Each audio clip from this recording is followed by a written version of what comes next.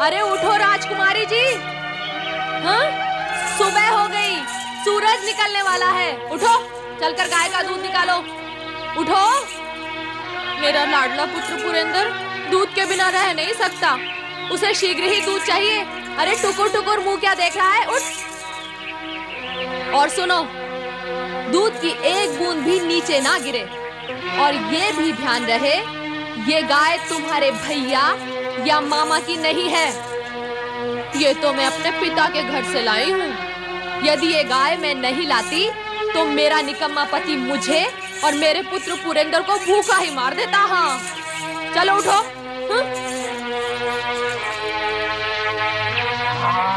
अरे रे रे रे रे रे, कहा था ना एक बूंद दूध ना गिरे। हाँ, सारा दूध गिरा दिया निर्लज्ज कहीं। मामा से भीख मंगवाएगा क्या भांजे? हाँ? भाभी, गाय की ठोकर से गिर गया, मैं निकाल देती हूँ। चल निकाल जल्दी। हाँ। ले बेटा। आजा आजा काली, आजा।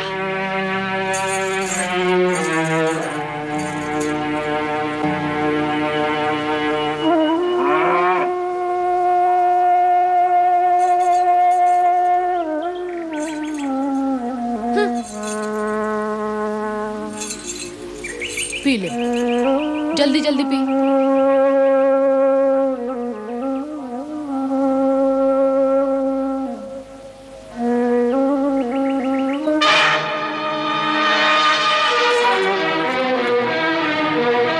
तू क्या देख रहा है आंखें चौड़ी करके?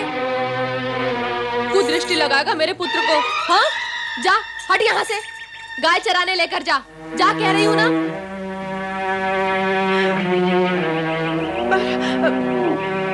ले और दूध पी ले।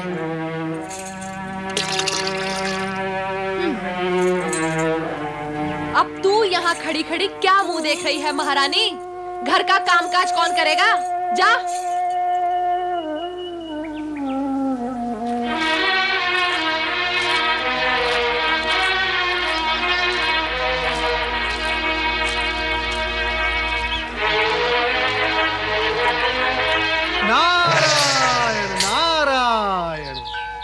प्रणाम माता। माता, आप अकेली इस समय इस वन प्रदेश में कहाँ जा रही हैं आप? ओहो नारद, प्रणाम का उत्तर लिए बिना ही तुमने तो प्रश्नों की श्रृंखला खड़ी कर दी है। क्षमा माता, क्षमा। प्रणाम का उत्तर आप फिर कभी दे देना। इस समय तो आप मुझे केवल ये बताएं कि आप जा कहाँ रही हैं? नारद, कैलाश पर मेरा मन नहीं लग रहा था। पुत्रों की स्मृति ने व्याकुल कर दिया है मुझे। दोनों ही मुझसे दूर चले गए हैं। कहाँ चले गए वो दोनों? जैसे तुम्हें कुछ ज्ञात ही नहीं। बुद्धि सिद्धि से विवाह करने के पश्चात गणेश तो अपने ससुराल में जा बैठा है और कार्तिकेय ने श्रीशैल पर्वत पर डेरा डाल दिया है। तो ऐसे में मैं कहाँ जाऊं? आप कहीं भी ना जाएं। आप कैलाश की महारानी और हिमालय की राज दुलारी हैं। आपका इस प्रकार कहीं भी जाना उचित नहीं। माता, यदि आप कहती तो भगवान भोलेनाथ आपके लिए वाहन की व्यवस्था भी कर देते। परंतु प्रतीत होता है माता, आप भगवान भोलेनाथ से बिना बताए कैलाश से चली आई हैं। माँ की ममता और पुत्र वात्सल्य ने मुझे इतना व्याकुल कर दिया है कि मैं उन्हें बताए बिना ही अपने पिता के पास जा रही हूँ। घोर आश्चर्य है। इसमें आश्चर्य कैसा नारद? भोलेनाथ की इच्छा के बिना पिता के घर जाने का परिणाम क्या आप भूल गई? अनर्थ को आमंत्रित ना करें। कृपया आप कैलाश लौट जाएं। क्या भगवान भोलेनाथ आपकी कोई भी इच्छा अपूर्ण रहने देंगे?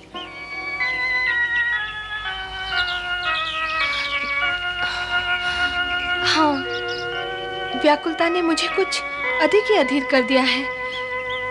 मेरा कैलाश लौट जाना ही उचित होगा।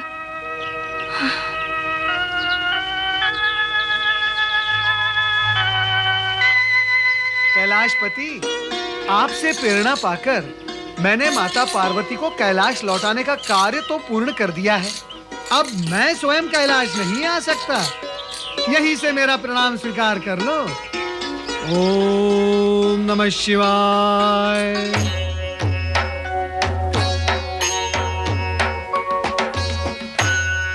भोलेनाथ तो आज भी समाधि में लीन है। न जाने पार्वती माता कब लौटेंगी। माता पार्वती आ गई। प्रणाम प्रणाम माता। माता प्रणाम। माता प्रणाम। माता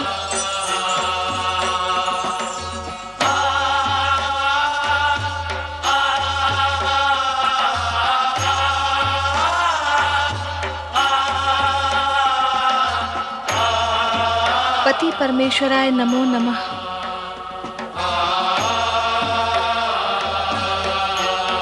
कहाँ चली गई थी देवी? गई तो थी पर जा न सकी। पर कहाँ और क्यों? यहाँ मेरा मन नहीं लग रहा था, इसलिए पिताश्री के घर जाने के विचार से निकली थी। पिता के घर? बिना निमंत्रण? बिना निमंत्रण तो कहीं भी नहीं जाना चाहिए देवी। तो क्या करूं? पुत्रों की स्मृति मुझे विकल करती रहती है। बार बार उनका प्रिय मुख मेरी आंखों के सामने आता है, पर न तो मैं उन्हें देख पाती हूँ, न ही उनसे मिल पाती हूँ। इसीलिए सोचा कि स्थान परिवर्तन से संभवतः मन शांत हो जाएगा। अवश्य हो जाएगा, चिंता ना करो। तुम्हारा पुत्र वियोग शीघ्र दूर होगा। एक ओर देवी पार्वती पुत्र वियोग में व्याकुल थी, तो दूसरी ओर एक मां अपने पुत्र के दुखों से चिंतित थी।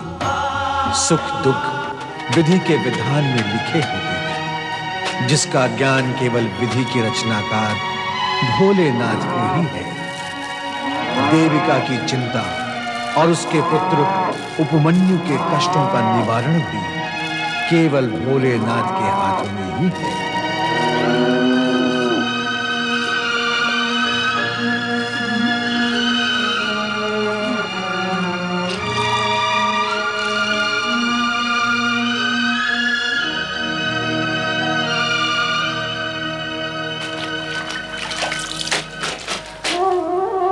इस भूख से तो अच्छा था अपने गांव में ही भिक्षा मांगकर पेट भर लेते।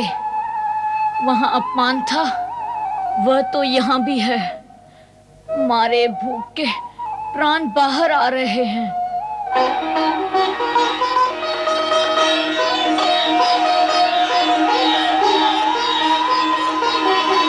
मन तो कहता है गाय का दूध पीकर ही अपनी भूख मिटा लूं।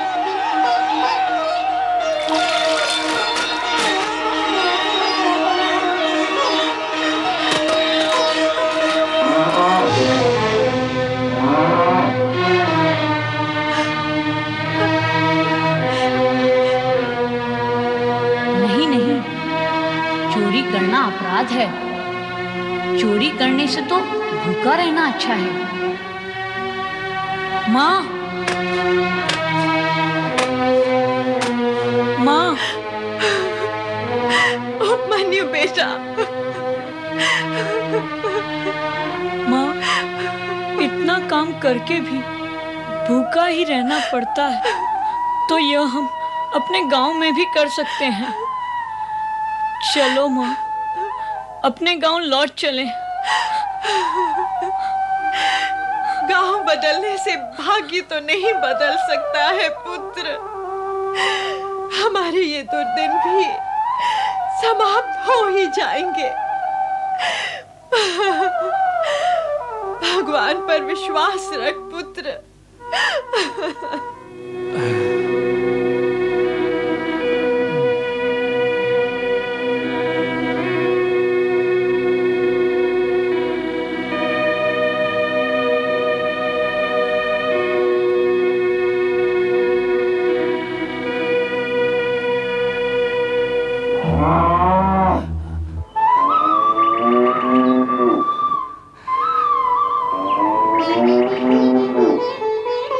लो बहन, ये मिष्ठान है तुम्हारे और उपमन्यु के लिए। एक यजमान ने दिए हैं। तारा को पता चलता तो ये मिष्ठान पुरंदर को दे देती। लो, तुम और उपमन्यु खा लो। ये लो। मामा, मिष्ठान लाए हो हमारे लिए? हाँ उपमन्यु, ये मिष्ठान तुम्हारे लिए है। लो बेटे।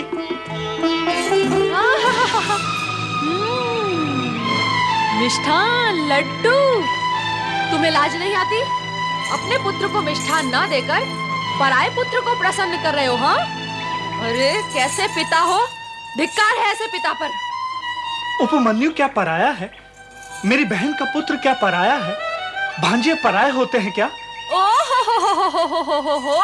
भांजे के मामा जग में पहले अपने पुत्र के लिए विचार करते हैं, भांजे के लिए नहीं। और ये दोनों माँ पुत्र, इन्हें तनिक भी लाज नहीं आती। जानती है पुरंदर के खाए पिए बिना इस घर में कोई कुछ भी खाता पीता नहीं। फिर भी मीठा खाने के लिए न जाने कितने जन्मों से इन माँ पुत्रों की आत्मा व्याकुल थी कि इस मिष्ठान पर आंखें गड़ी हुई हैं। हाँ, आज इन्हें दंड स्वरूप भोजन ही नहीं मिलेगा। हाँ, समझे? चलो तुम अंदर, चलो, चल।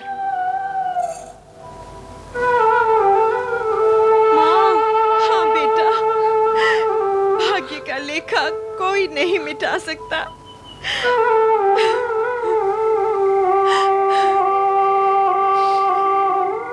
हे भोलेनाथ, हे कैलाशपति, क्या मेरे उपमन्यु के भाग्य में तुमने सिर्फ दुख ही दुख लिखे हैं, एक भी सुख नहीं लिखा।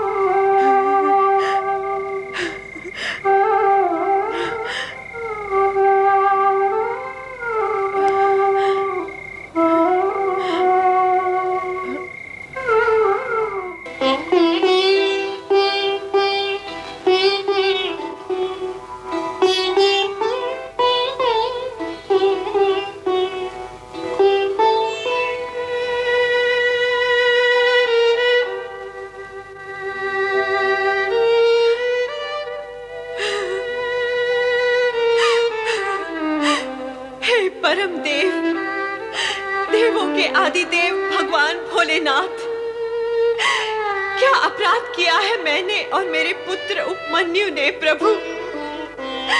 हम आपकी कृपा से वंचित क्यों हैं? क्यों हमें अपमान का विष पीना पड़ रहा है?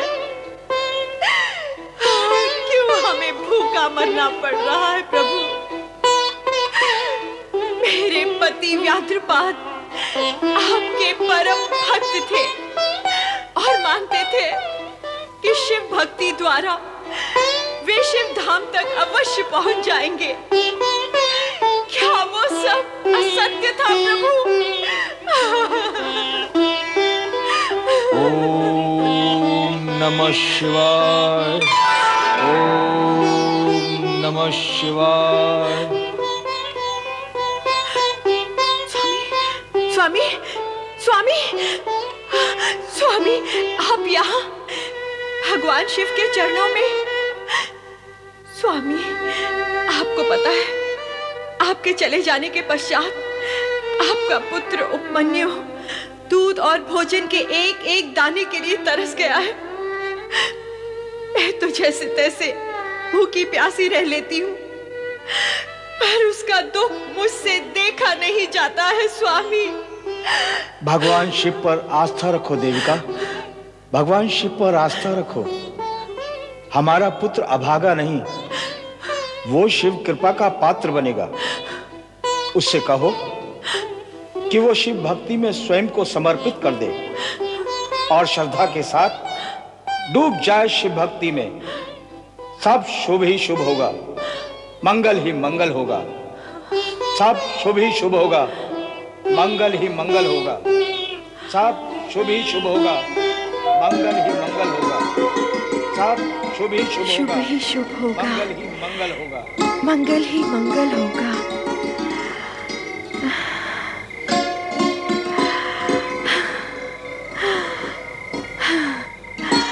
कैलाशपति की जय हो।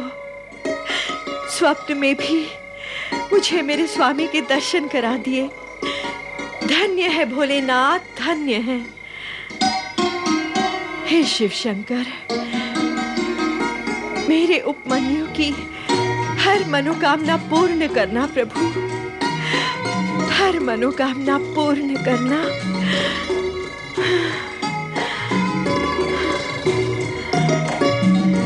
अरे ला, मुझे दे।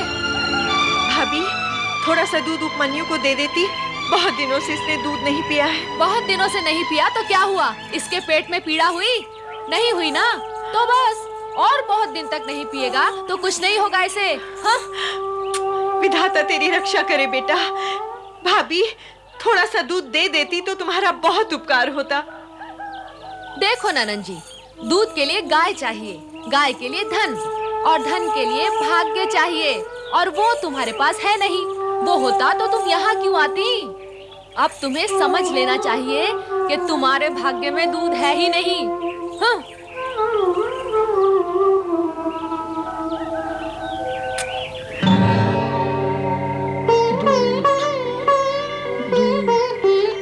मुझे दूध चाहिए। दूध, दूध, मुझे दूध दो माँ। दूध, दूध, दूध, दूध, दूध, मुझे दूध चाहिए। दूध, दूध, मैं लाती हूँ। दूध, दूध, दूध, दूध, दूध, दूध, दूध, दूध, दूध,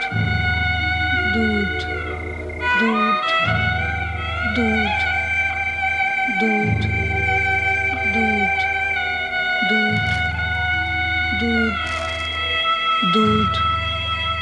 दूध, दूध, दूध, दूध, दूध,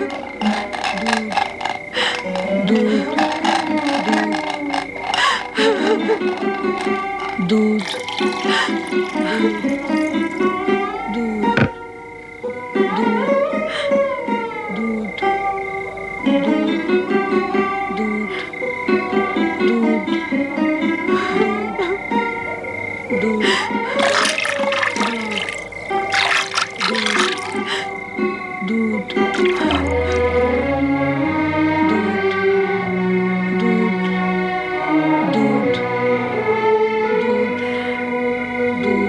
पुत्र उपमन्यु, उठ पुत्र। देख, मैं तेरे लिए क्या लाई हूँ। उठ, दूध पी ले पुत्र।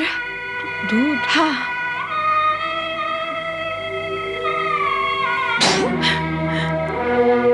क्या दिया माँ? क्या दिया तुमने मुझे? यह दूध नहीं है। तुमने छल किया मेरे साथ। क्यों किया ऐसा? बोलो, क्यों किया ऐसा?